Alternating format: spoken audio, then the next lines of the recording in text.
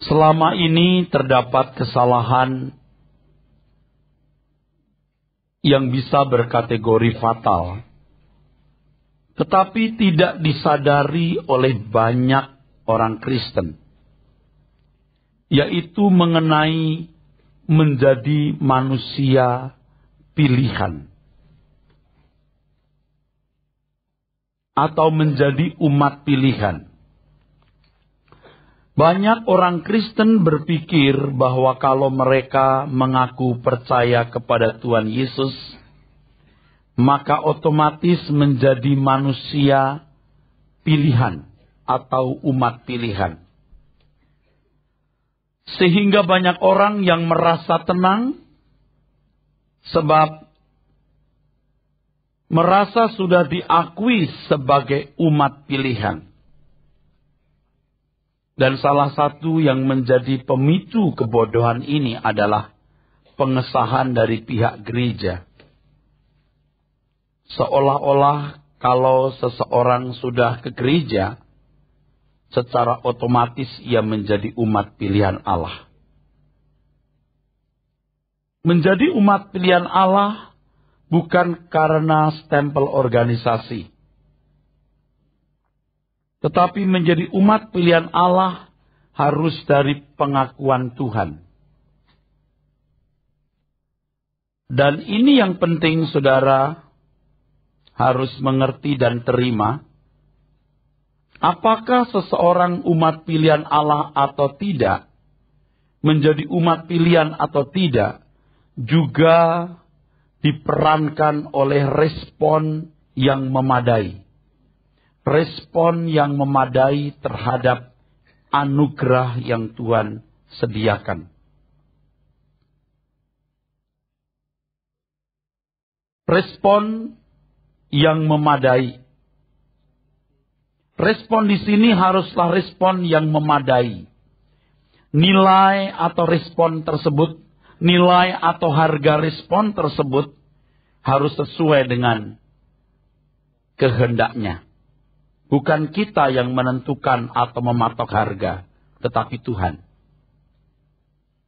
Di Lukas pasal 14 ayat 25 sampai 33, ketika Tuhan berbicara mengenai mengikut Dia, Tuhan mengatakan bahwa mengikut Dia harus menghitung dulu anggarannya. Hitung dulu anggarannya. Mau ikut aku? Hitung dulu anggarannya. Di Matius pasal 19, ketika Tuhan menghadapi orang kaya yang mau memiliki hidup yang berkualitas, Tuhan menetapkan harga. Di Matius 19 ayat 21, Tuhan menetapkan harga. Dan Tuhan tidak mengurangi harganya. Tuhan tidak peduli, kalaupun orang itu membatalkan keinginannya, mengikut Tuhan Yesus guna memperoleh hidup yang berkualitas. Tuhan bukan pedagang yang bisa membujuk atau meracuk pembeli supaya membeli barangnya. Tuhan membiarkan orang muda kaya itu berlalu dan tidak pernah memiliki hidup yang berkualitas. Ternyata untuk menjadi manusia pilihan, harganya adalah seluruh kehidupan kita. Barang siapa tidak melepaskan dirinya dari segala miliknya, ia tak dapat menjadi muridku. Dia tidak akan bisa berkembang. Ia tak dapat jadi milikku.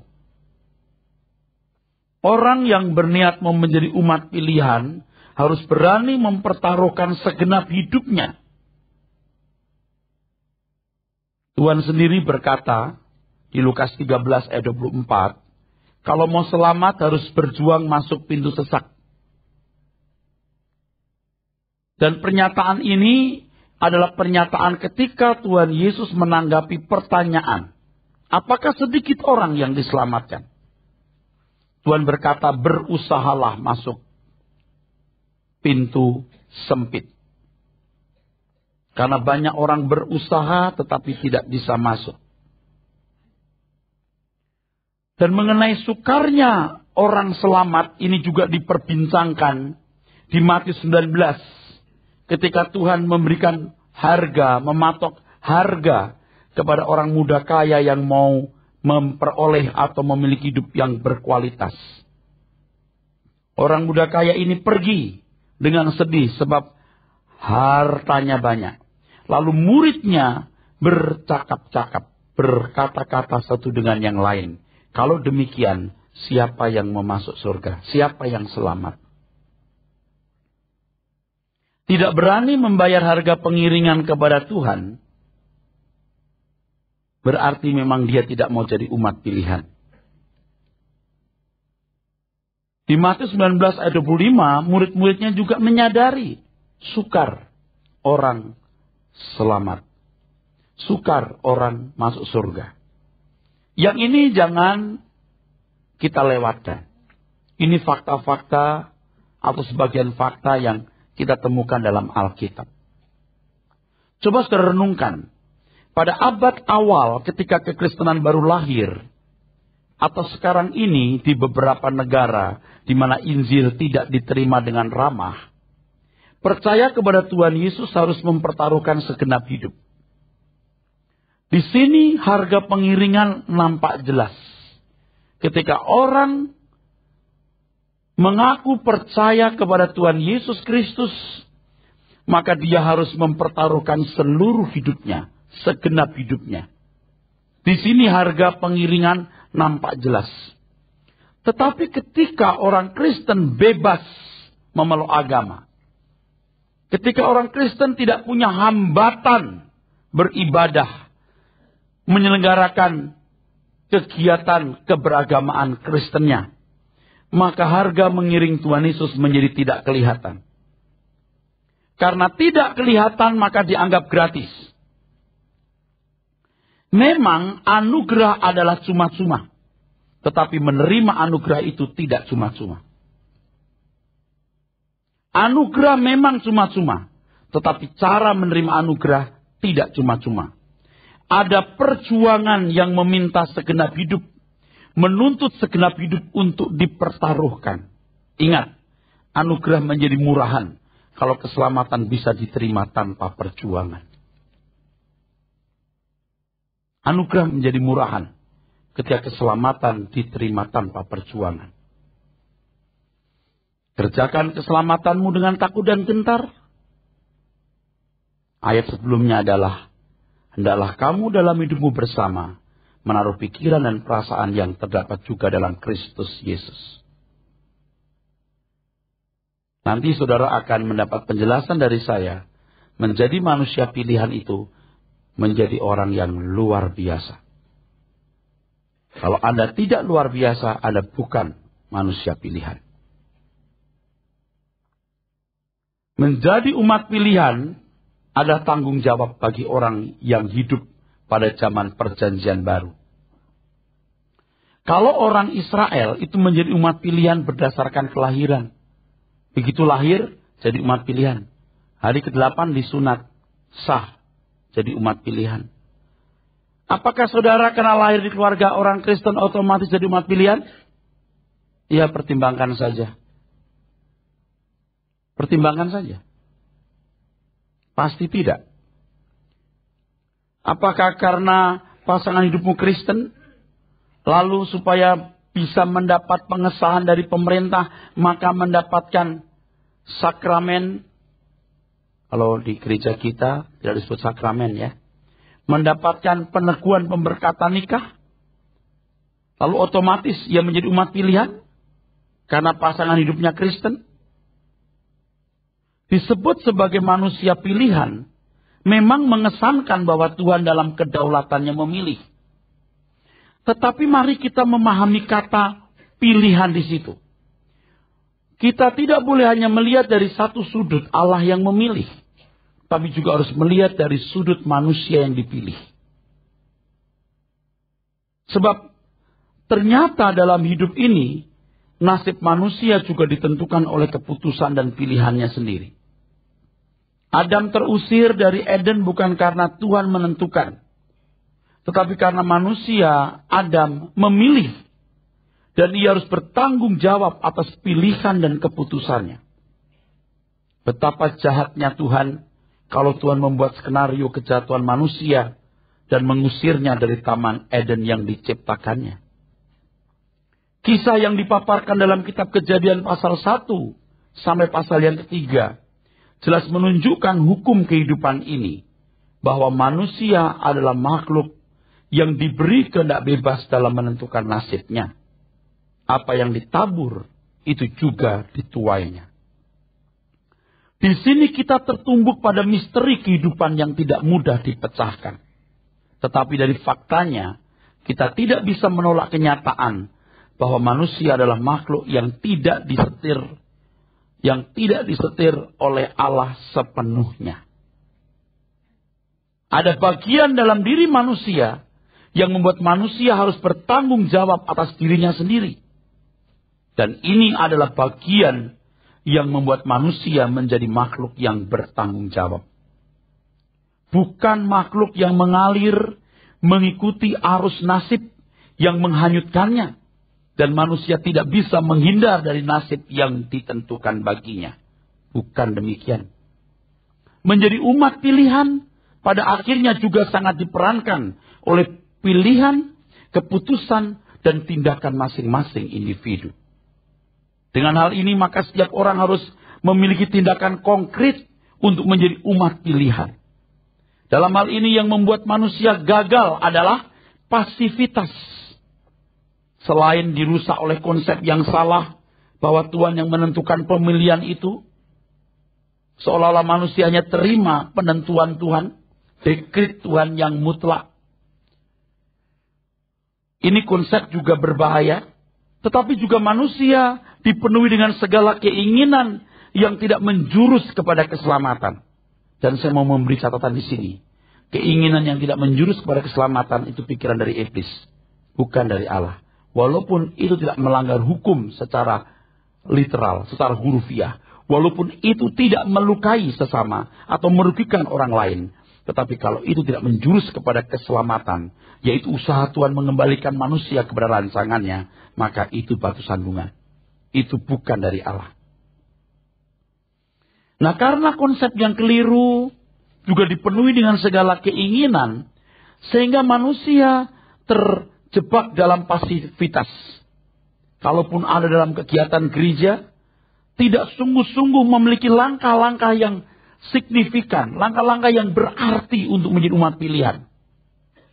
Hal ini akan menciptakan orang-orang yang ceroboh, orang-orang baik yang ceroboh, orang-orang baik yang tidak militan, orang yang tidak berani membayar harga yang sebenarnya. Banyak orang berani membayar harga meresponi anugerah untuk menjadi umat pilihan dengan harga yang dia patok sendiri. Ke gereja dan ikut dalam berbagai kegiatan pelayanan. Tetapi tidak berani membayar harga pengiringan yang benar sesuai dengan apa yang dipatok oleh Tuhan. Yang ditentukan oleh Tuhan. Sebagai akibatnya mereka hidup suka-suka sendiri.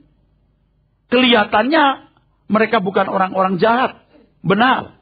Orang-orang yang santun, orang-orang yang baik. Tetapi orang-orang yang tidak berkenan di hadapan Tuhan. Sebagai akibatnya orang-orang seperti ini tidak pernah menjadi manusia istimewa. Sebab orang yang menjadi umat pilihan itu orang-orang istimewa. Dan kecerobohan ini akan membuat mereka menjadi orang yang terbuang. Saudaraku sekalian yang kekasih, melanjutkan apa yang saya jelaskan ini. Ada orang yang berpendapat bahwa manusia ditempatkan Tuhan pada posisi di mana manusia tidak dapat menolak kebaikan Tuhan. Membangkitkan ucapan syukur bagi yang ditentukan untuk itu. Dengan konsep ini berarti pula bahwa manusia juga ditempatkan Tuhan di posisi tidak dapat menolak hukuman Tuhan. Kalau saya katakan kejahatan Tuhan terlalu vulgar. Hukuman Tuhan. Jadi ada orang yang ditempatkan Tuhan dalam posisi tidak bisa menolak kebaikan Tuhan. Tapi ada orang-orang yang konsekuensinya, ada orang-orang yang ditempatkan pada posisi tidak bisa menolak. Apa tadi? Hukuman Tuhan. Kalau saya katakan kejahatan Tuhan, Tuhan tidak jahat. Kalau saya katakan hukuman Tuhan, itu juga sebenarnya tidak tepat. Sebab orang terhukum kalau bersalah. Betul? Nah, kalau manusia jadi baik pun karena Tuhan yang melakukan, manusia tidak perlu bertanggung jawab atas hidupnya. Jangan berpikir jelimet. Kompleks. Apa yang saya kemukakan sangat logik. Ya. Nah, kita lihat bukannya logik, harus berdasarkan firman. Jadi di posisi yang mendapatkan hal yang negatif ini bisa membangkitkan kemarahan yang bisa juga mempersalahkan Tuhan. Kemarahan yang mempersalahkan Tuhan, mengapa Tuhan menciptakan manusia untuk dibinasakan dan disiksa dalam siksaan abadi. Ini tidak benar. Sebab konsep ini menggiring pemikiran ke takdir mati. Menggiring pemikiran takdir mati atas semua ciptaan atau sebagian ciptaannya. Takdir mati artinya segala sesuatu yang terjadi dalam kehidupan telah ditentukan mutlak oleh Tuhan. Seperti misalnya, you jadi orang menado, itu ditentukan Tuhan. Menado jahat, ditentukan Tuhan. Dia menado baik, ditentukan Tuhan. Saya setuju bahwa kita tidak bisa memilih Tuhan, tidak bisa memilih mengapa kita nggak jadi orang Jepang. Kita tidak bisa memilih Tuhan, kenapa aku tidak jadi orang Switzerland, kenapa aku jadi orang Wonosari. Memang kita tidak bisa milih. Tapi Wonosari rusak atau Wonosari benar? Manado rusak atau Manado benar? Kita tidak bisa mengatakan Tuhan, kenapa aku tidak lahir di Amerika? Kenapa aku lahir di Siborong-Borong? Jadi orang Batak, Batak rusak atau Batak tidak rusak? Nah, takdir mati benar, ada. Tapi tidak semuanya takdir mati. Jadi orang Batak takdir mati. Anda tidak bisa menawar untuk menjadi orang Swiss. Tapi Batak model apa? Di situ ada bagian manusia menentukan keadaannya. Katakan amin. Saudaraku sekalian, jadi kalau Tuhan menentukan mutlak segala sesuatu, dalam hal ini Tuhan digambarkan sebagai pembuat skenario dari segala hal, termasuk bencana dan kejahatan. Kalau kita mau fair. Tapi kalau orang berkata, tapi itu kebijaksanaan Tuhan, itulah keadilannya. Wah, saya tidak ngerti. Saya pernah debat dengan orang begitu. Dia berkata, itu keadilan Tuhan, di luar pengertian kita. Tapi Tuhan mengajarkan keadilan kepada saya tidak seperti itu. Itu saya ngomong. Ayo sekarang you ngomong deh. Kalau saya kasih anak saya makan, kamu makan siang ya. Yang itu tidak makan siang. Apa dasarnya? Keadilan. Keadilan siapa? Oh itu kan manusia Pak. Oh enggak, Tuhan mengajarkan keadilan kepada saya. Sebab hukum-hukum yang Tuhan berikan itu cermin dari pikiran, perasaan dan kesucian Tuhan. Mestinya saya bisa membaca, meraba kesucian Tuhan. Saya pun juga makhluk yang diciptakan segambar dengan Dia, yang diberi kemampuan moral seperti Tuhan. Jadi jangan menggambarkan Tuhan sebagai pembuat skenario dari segala sesuatu termasuk bencana dan kejahatan. Dan neraka abadi bagi yang ditentukan untuk binasa. Manusia kalau mendapat tempat seperti itu, dan Tuhan jika memang demikian, tentu manusia bisa tidak perlu bertanggung jawab. Dalam pandangan ini bisa mengarah seakan-akan Tuhan terlibat dalam semua kejadian dan mengerjakan semua, termasuk kejahatan. Konsep takdir mendekati konsep ini. Konsep takdir yang kita dengar dari keyakinan orang di sekitar kita. Berarti manusia tidak perlu bertanggung jawab atas apa yang bukan disebabkannya. Adalah tidak adil kalau manusia harus bertanggung jawab atas apa yang tidak disebabkannya. Saudaraku sekalian, saya percaya kita semua juga punya takdir mati, tapi ada takdir hidup. Kenapa jadi orang yang lahir di pedalaman Irian? Sehebat-hebatnya, sepinter-pinternya, ya pasti terbatas. Mengerti? Ada yang dilahirkan di kota Jakarta, punya peluang besar, peluang banyak. Oke. Tetapi tidak mungkin segala sesuatu Tuhan yang menetapkan. Pasti ada bagian dari manusia itu untuk mengembangkan diri dan bertanggung jawab atas hidupnya. Tuhan Yesus mengatakan, hal dulu di sebelah kanan kiriku, Bapa yang menentukan. Betul. Tapi seberapa masing-masing orang dapat dipercayai atas kepercayaan yang diberikan Tuhan itu. Adalah tidak adil kalau manusia bertanggung jawab atas apa yang tidak disebabkannya. Lalu Anda tanya, bagaimana yang benar? Coba kita lihat Matius 22, 1-14. Itu perumpamaan yang dipaparkan Tuhan Yesus. Dan sulit mengatakan bahwa respon manusia dalam panggilan untuk menjadi umat pilihan tidak dibutuhkan. Respon tetap dibutuhkan. Matius 22 ayat 1-14. Ayat 14 dibaca, Pak.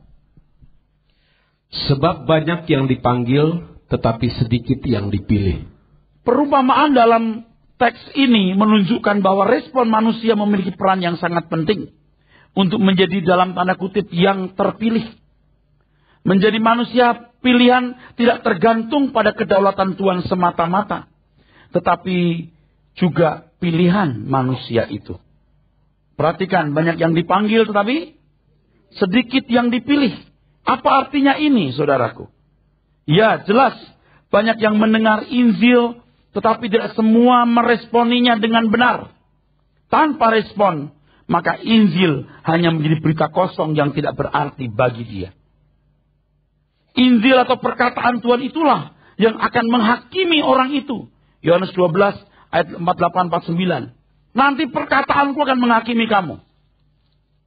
Kamu akan berhadapan dengan perkataanku. Artinya, kamu merespon gak atas perkataanku? Jadi kalau orang Kristen tidak sungguh-sungguh mau belajar Injil, merespon Injil itu, lalu tidak menjadi manusia istimewa, jangan menyalahkan Tuhan. Jangan berkata, saya tidak menjadi umat pilihan. Saya bukan manusia pilihan. Saya manusia sampah yang tidak berarti karena Tuhan menentukan untuk itu. Perkataanku akan menghakimi kamu, kata Tuhan. Ingat, Injil itu kuasa Allah yang menyelamatkan. Dan keselamatan adalah usaha Tuhan mengembalikan manusia kepada original design. Tanpa respon maka Injil hanya menjadi berita kosong. Ingat ini. Perkataan Tuhan itulah yang menghakimi manusia. Jadi Anda tidak bisa menyalahkan siapa-siapa. Anda menyalahkan diri sendiri. Orang tidak bisa menerima Tuhan Yesus, tetapi tidak menerima perkataannya. Tidak bisa. Justru penerimaan kepada Tuhan Yesus ditunjukkan dengan menerima perkataannya. Menerima perkataan Tuhan Yesus berarti mau belajar, mengerti dan melakukannya. Mengerti dan melakukan perkataan Tuhan akan membuat seseorang menjadi manusia unggul. Inilah manusia yang terpilih. Saudara, setelah sekian puluh tahun saya melayani, ya, saya bisa membedakan. Saya bisa melihat orang yang cerdas mengerti Injil dan orang yang tidak cerdas mengerti Injil. Orang yang tidak mengerti Injil itu, saudaraku, kualitas hidupnya rendah. Kualitas hidupnya rendah. Kecerdasan emosinya rendah. Saya bersyukur kalau tahun-tahun belakangan ini Tuhan terus memproses saya. Dan setelah kita mengerti kebenaran lebih lengkap, itu beda. Kecerdasan emosi kita, berbeda. Cara kita mengatur hidup itu berbeda. Dalam Matius 22 ayat 1-14 itu, Tuhan menunjukkan bahwa Tuhan yang digambarkan sebagai seorang raja yang mengadakan pesta, mengundang tamu-tamu istimewa untuk menikmati jamuannya. Tetapi tamu-tamu istimewa yang diundangnya tidak datang. Kemudian raja itu memerintahkan mengundang siapa saja yang bisa dijumpai. Maka banyaklah tamu-tamu undangan dalam pestanya. Tetapi ketika raja itu menjumpai seorang yang tidak mengenakan pakaian pesta, raja itu mengusir tamu tersebut dan menghukumnya. Saudara bisa baca nggak? Ngerti nggak cerita itu? Jadi Tuhan memberikan perumpamaan. Seorang raja mengadakan pesta. Ia undang tamu-tamu VIP, tamu-tamu istimewa. Tapi tamu-tamu istimewa itu tidak datang dengan 1001 alasan. Tidak datang dengan 1001 alasan. Lalu raja itu berkata, ini jamuan sudah siap, tapi tidak ada orang yang datang. Oke? Kamu jumpai orang baik dan orang jahat. Begitu kata firman Tuhan. Ya. Jadi siapapun diundang. Lalu raja itu menemukan ada tamu yang tidak memakai pakaian pesta, tidak mengenakan pakaian pesta. Raja itu mengusir tamu tersebut dan menghukumnya. Ini perumpamaan jelas maksudnya. Tuhan memanggil orang-orang untuk menjadi manusia pilihannya. Tetapi apakah orang-orang yang dipanggil itu menjadi manusia pilihan? Banyak yang dipanggil, sedikit yang terpilih. Jadi sulit untuk mengatakan bahwa respon manusia tidak berarti. Tapi ada orang yang tidak mau kalah. Respon itu pun Tuhan yang mengerjakan. Waduh, selesai sudah. Udah gak ada rahasia kehidupan. Udah semua Tuhan yang mengerjakan, Tuhan yang benar, Tuhan yang salah. Ada tamu istimewa yang menolak. Kita baca ayat 10. Matius 22 ayat 10.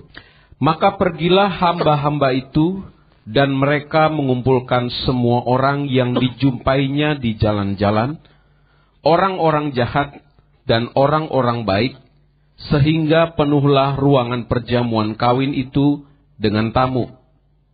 Ketika raja itu masuk untuk bertemu dengan tamu-tamu itu, ia melihat seorang yang tidak berpakaian pesta. Ia berkata kepadanya, "Hai saudara, bagaimana engkau masuk kemari dengan tidak mengenakan pakaian pesta?" Tetapi orang itu diam saja. Lalu kata raja itu kepada hamba-hambanya, "Ikatlah kaki dan tangannya, dan campakkanlah orang itu ke dalam kegelapan yang paling gelap. Di sanalah akan terdapat ratap dan kertak gigi." Oke. Saudara, untuk menjadi manusia pilihan, seseorang harus memenuhi persyaratan. Ini kalau kalimat ini didengar orang Kristen yang selancar bicara tentang anugerah, tidak suka. Sampai akhirnya dia dibelenggu dengan konsepnya yang picik gitu. Kita tidak bisa menyangkal kenyataan bahwa ada semacam persyaratan. Persyaratan tersebut tidak boleh dianggap sebagai jasa. Tidak boleh dianggap sebagai jasa. Seolah-olah manusia layak dengan jasanya itu. Manusia nggak layak selamat. Manusia tidak bisa menyelamatkan diri. Tuhan yang berinspirasi, beraspirasi, memprakarsai keselamatan itu dan mengerjakan. Manusia hanya merespon. Nah, respon inilah persyaratan itu. Persyaratan tersebut tidak boleh dianggap sebagai jasa, seolah-olah manusia layak menjadi manusia pilihan secara otomatis tanpa anugerah penebusan darah Tuhan Yesus Kristus. Persyaratan tersebut adalah respon yang bernilai penghargaan terhadap anugerah yang Tuhan sediakan bagi manusia yang mau memberi diri dicintainya. Ini kalimat bagus. Persyaratan tersebut adalah respon yang bernilai penghargaan terhadap anugerah yang Tuhan sediakan. Kita menghargai anugerah itu yang disediakan oleh Tuhan bagi orang yang mau mencintainya. Ayat yang ke-14 baca ulang. Sebab banyak yang dipanggil, tetapi sedikit yang dipilih. Oke. Apakah Anda menghargai anugerah itu? Penghargaan terhadap anugerah itu bukan hanya aku percaya Tuhan Yesus, udah selamat, itu bodoh, picik, bodoh, picik, bodoh, picik. Tapi kita mau mengikut dia. Apanya? Gaya hidupnya, pola hidupnya, kebenarannya. Maka orang harus mempertaruhkan seluruh hidupnya untuk belajar. Di dalamnya termasuk tidak boleh materialistis. Di dalamnya termasuk memindahkan hati di kerajaan Bapa di surga. Betul? Kamu tidak melepaskan dirimu dari segala milikmu, kamu tak dapat jadi muridku. Penyesatan yang dahsyat hari ini adalah memberitakan nama Yesus, kuasa Tuhan Yesus, kebaikannya, tetapi tidak diajarkan apa yang diajarkan atau Injilnya. Pasti dia tidak mengajarkan kebaikan yang sesungguhnya dari Tuhan Yesus. Hal ini tidak akan dapat membuat seorang menjadi manusia pilihan. Kita dipilih. Lihat, bodoh dan picik. Dan tidak pernah jadi umat pilihan. Apakah karena berkarakter, bermental baik di mata masyarakat, lalu ekonominya baik, bahkan juga sukses dalam studi karir, berarti orang yang dipilih Tuhan. ternyata ada orang-orang non-Kristen jauh lebih baik karakternya dan juga lebih kaya secara materi. Gimana tuh? Nama Yesus tidak berkuasa merubah hidup seseorang tanpa mengerti apa yang diajarkan. Berusaha mengerti firman Tuhan dan menjadi pelakunya adalah wujud respon tersebut. Injil bagai pakaian yang harus dikenakan. Injil akan membawa seseorang kepada kesucian hidup seperti yang dikehendaki oleh Bapa di surga yang melayakkan seseorang masuk pesta anak domba. Roma 1 ayat 16. Roma 1 ayat yang ke-16. Sebab aku mempunyai keyakinan yang kokoh dalam Injil, karena Injil adalah kekuatan Allah yang menyelamatkan setiap orang yang percaya. Pertama-tama orang Yahudi, tetapi juga orang Yunani. Oke. Jadi Injil ini bagai pakaian yang harus dikenakan. Injil akan membawa seseorang kepada kesucian hidup seperti yang dikehendaki oleh Bapa, yang melayakkan dia masuk pesta anak domba Allah. Itu pakaian pesta. Nah, kalau begitu kita diselamatkan karena perbuatan baik dong Pak. Orang-orang itu ya udah diikat sama pikiran yang picik. Kita diselamatkan bukan karena perbuatan baik. Kita diselamatkan karena anugerah. Dan respon kita terhadap anugerah itu membuat kita jadi orang baik. Kalau tidak ada anugerah dalam penebusan Yesus Kristus, Injilnya, Roh Kudusnya, 1000 tahun hidup you gak akan jadi baik. Selamat kagak, baik kagak. Ngerti gak? Halo? Kalau begitu kita selamat karena perbuatan baik dong Pak. Ya, dibilangin gak percaya loh. Kalau tidak ada penebusan dalam darah Yesus Kristus, kau masih dimiliki iblis. Ownership-nya itu setan. Tanpa meterai Roh Kudus, tanpa firman, tanpa penggarapan Tuhan Allah turut bekerja dalam segala sesuatu mendatangkan kebaikan bagi orang yang mengasihi Dia. Kamu tidak bisa baik. 1000 tahun dikasih waktu, suruh jadi baik. Tidak bisa. Ngerti saudara? Anugerah yang bertanggung jawab. Dan kalau saudara belajar Injil dengan benar, saudara jadi orang baik, jadi orang suci, Anda juga tidak bisa sombong. Karena kebenaran itu akan mencegah saudara-saudara jadi angkuh. Anda tidak akan menghakimi orang. Ingat, undangan atau panggilan tidak otomatis membuat orang masuk pesta perjamuan. Tetapi respon dengan menyiapkan pakaian pestalah yang membuat seorang masuk pesta tersebut. Respon itu pakaian pesta. Pakaian pesta adalah kesucian hidup seperti yang dikehendaki Bapa. Bukan kebaikan menurut kita, tapi kebaikan menurut Tuhan. Jangan mematok harga. Harganya harus dari itu Tuhan. Mengerti apa yang baik, yang berkenan dan yang sempurna. Tidak sama dengan dunia ini. Yang gimana itu Pak? Belajar. 70 tahun umur hidup saudara. 70 tahun saudara berjuang untuk itu. Dalam zaman perjanjian baru, menjadi manusia pilihan artinya menjadi makhluk yang dilayakkan sebagai manusia seperti yang dikehendaki Tuhan sejak semula atau original design. Ingat, saya selalu berkata, keselamatan adalah usaha Tuhan mengembalikan kita kepada rancangannya.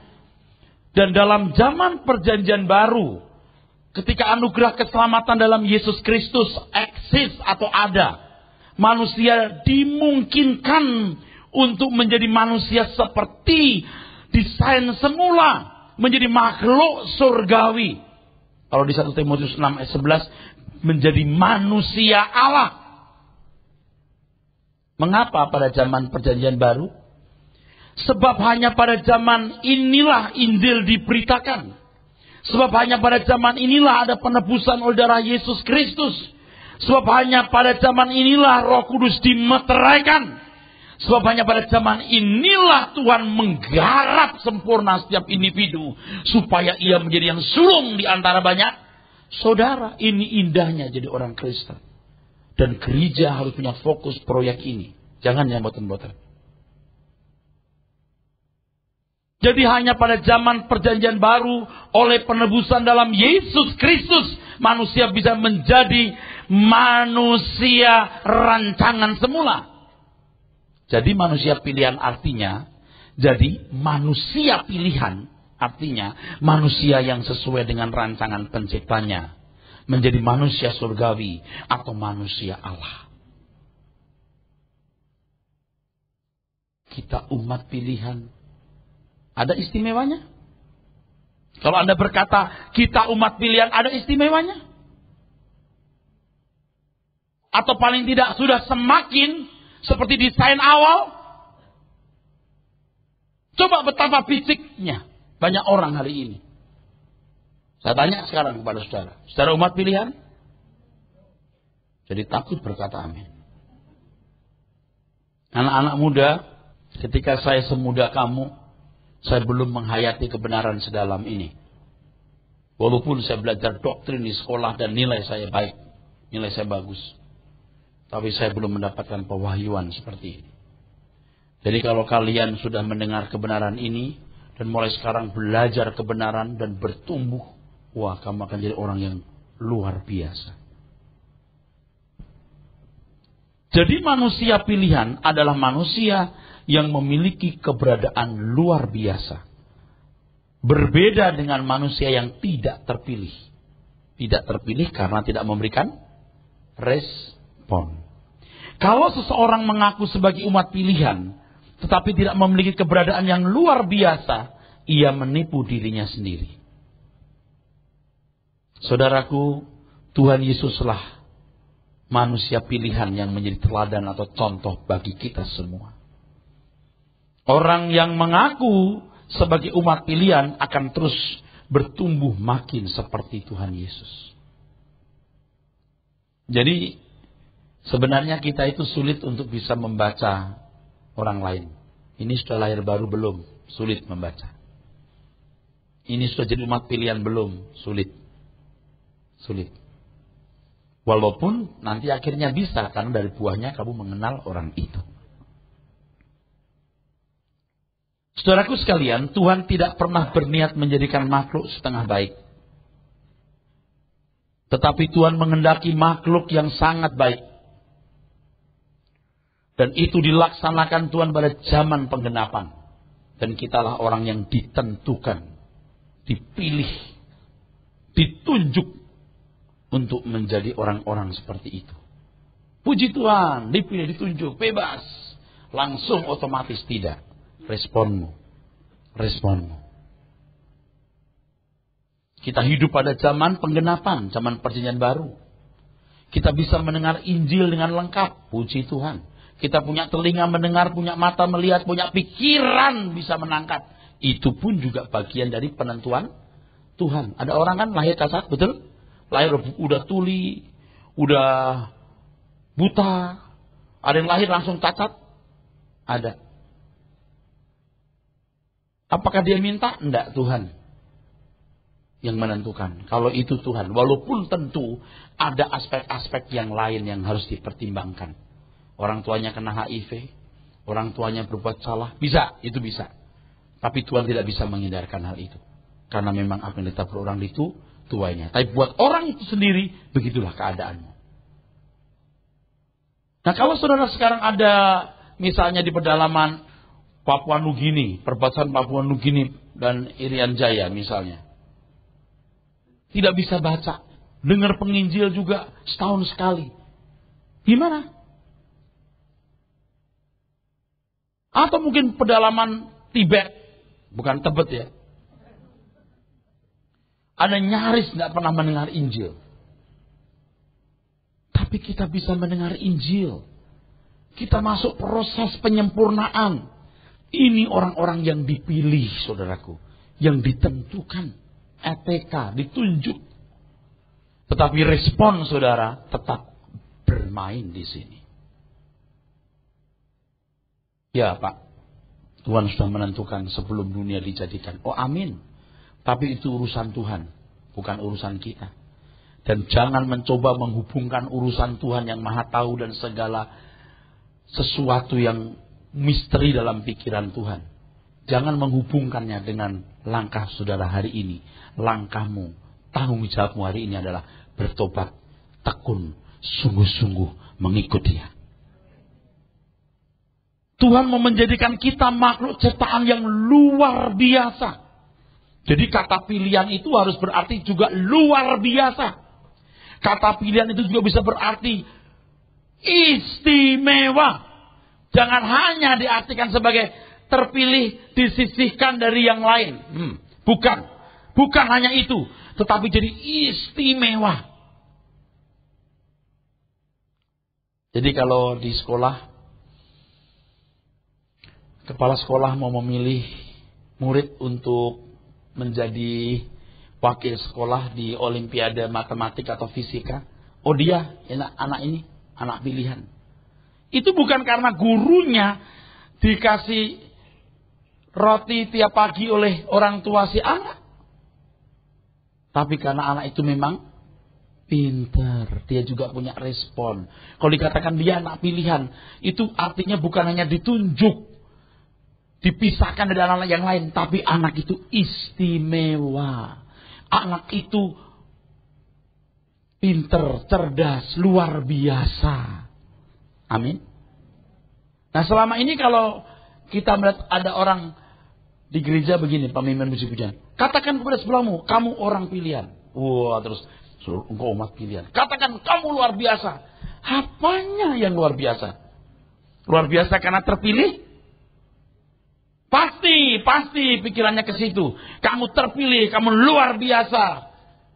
Faktanya luar biasa enggak? Dan itu ya disuburkan di dalam gereja. Akhirnya yang menipu justru orang-orang yang mestinya mengajarkan kebenaran. Menyesatkan. Jadi jangan gampang berkata kepada orang, kamu umat pilihan, kamu luar biasa. Kok tahu? Saya tidak ngerti ya. Ini zaman apa ya? Kalau misalnya ditanya gini, shalom saudara sekalian, shalom. Apa kabar? Jawab, luar biasa. Jadi kayak anak kecil. Gak realistis. Sudah gak realistis, gak pakai nalar saudaraku. Gak pakai nalar sama sekali itu. Dan saya harap suara saya didengar oleh orang-orang itu. Supaya bertobat. Saya bukan mau mencela. Emang you tercela. Gak boleh nipu orang begitu. Orang tidak mungkin bisa jadi luar biasa tanpa respon yang serius untuk mengelola hidup, mengelola waktu, pikiran, tenaga, dan lain sebagainya. Tidak mungkin otomatis jadi baik. Manusia yang jatuh dalam dosa, manusia yang tidak lagi berkeadaan sebagai manusia yang berkualitas baik. Tuhan, apa yang harus kulakukan supaya aku beroleh hidup yang kekal? Oh, mau berkualitas. Oke, di Matius 19 tadi itu. Lakukan hukum Taurat. Tuhan juga mengakui orang yang melakukan hukum Taurat itu berkualitas. Itu berkualitas. Orang ini berkata, saya sudah melakukannya Tuhan. Oh, apalagi yang kurang? Oh, mau sempurna? Ada satu. Ini kelas 1 nih. Yang original design. Mau? Jual segala milikmu. Bagikan kepada orang miskin. Datang kemari, ikutlah aku. Pergi. Sambil nyanyi. Jangan bertanya kemana aku pergi. Tuhan tidak mengurangi nilainya. Karena memang tidak ada cara lain untuk memulihkan kecuali orang harus melepaskan segala sesuatu. Lukas 14:33. Nggak boleh mencintai nyawa. Nggak ada cara lain. Bapak kalau begini siapa yang diselamatkan? Dari dulu orang juga udah ngomong gitu, Bu. Tuhan mau menjadikan kita kembali menjadi manusia yang berkualitas. Keselamatan adalah usaha Tuhan mengembalikan manusia agar dapat kembali berkualitas. Berkualitas baik menurut Tuhan. Itulah sebabnya Tuhan menyediakan sarana guna penyelamatannya. Sarananya Sarana yang disediakan itu cuma-cuma. Itulah yang disebut anugerah. Tetapi meraih anugerah itu harus ada perjuangan. Ada firman, baca, pelajari. Amin.